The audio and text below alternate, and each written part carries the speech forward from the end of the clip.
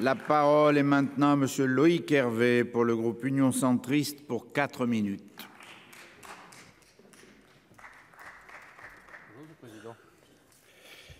Monsieur le Président, Madame la Ministre, mes chers collègues, avant toute chose et comme tous les collègues qui se succèdent à cette tribune, cet après-midi, je tiens à saluer le travail exceptionnel qui a été effectué par notre délégation aux droits des femmes, en particulier par nos collègues la présidente Annick Billon et nos collègues Alexandra Borchio-Fontimp, Laurence Cohen et Laurence Rossignol, auteurs du rapport d'information Porno, l'enfer du décor, dont émane la présente proposition de résolution.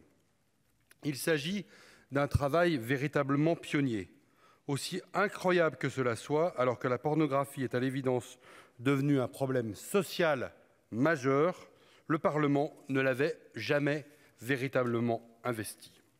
Avec ce rapport d'information et cette proposition de résolution, la représentation nationale ouvre enfin les yeux, il était temps, contre les préjugés les plus communément répandus. C'est évidemment tout à l'honneur de notre Haute Assemblée d'avoir porté cette prise de conscience.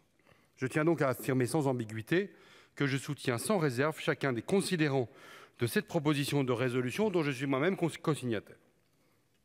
La question qui est devant nous est importante, Madame la Ministre. Après la publication du rapport, l'adoption, je l'imagine tout à l'heure, de cette résolution, tout cela nous entraînera, Madame la Ministre, sans doute vers un texte de loi et posera nécessairement la question de l'adoption de mesures pragmatiques pour être efficaces. L'interdiction pure et simple de la pornographie est un chemin que certains de nos collègues nous proposeront peut-être d'emprunter.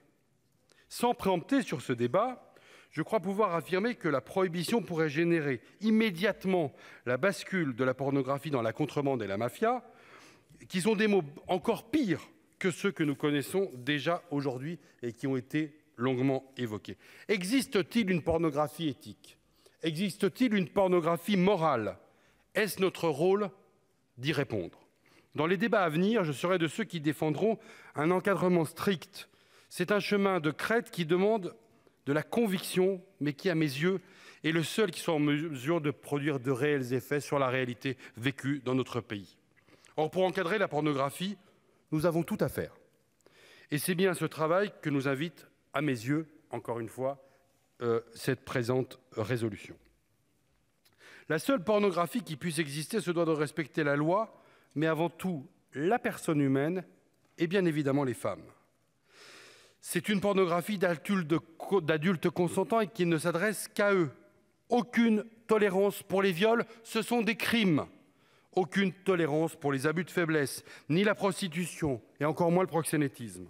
C'est d'ailleurs ce que considère la Cour de cassation qui, dans sa décision du 18 mai 2022, a refusé d'étendre la définition jurisprudentielle de la notion de prostitution à l'activité dite de camming, constituant à proposer, moyennant rémunération, une diffusion d'images ou de vidéos à contenu sexuel. Pour séparer le bon grain de l'ivraie, un cadre transversal doit être créé de toutes pièces, car schématiquement, on peut classer les problèmes causés par la pornographie en deux grandes familles. Ceux liés aux personnes qui la font et ceux liés aux personnes qui ont accès. La protection des premières, c'est-à-dire principalement des actrices, pose la question des conditions de travail, ça a été évoqué par plusieurs collègues, et des conditions de tournage dans la production de tous ces contenus pornographiques. C'est la seule solution pour prévenir les crimes, tels que ceux qui ont récemment défrayé la chronique et qui sont d'ailleurs devant des juridictions de notre pays. Ce sont même ces crimes qui sont à l'origine de notre prise de conscience collective. Quant à l'énorme problème de l'accès de nos enfants et de nos adolescents, il soulève l'impérieuse nécessité que les plateformes soient contraintes à vérifier l'âge. La CNIL a fait des propositions et il y a, Monsieur le Président, je suis un peu long, mais il y a eu un élément qui est très important, et j'en terminerai par là, et qui, à nos yeux, doit être un élément de réflexion, c'est la régulation également des messageries instantanées, qui sont un champ extrêmement important. Vous l'aurez compris dans mes propos, le groupe de l'Union centriste votera cette proposition de résolution sans aucune réserve. Merci, chers collègues. La parole est maintenant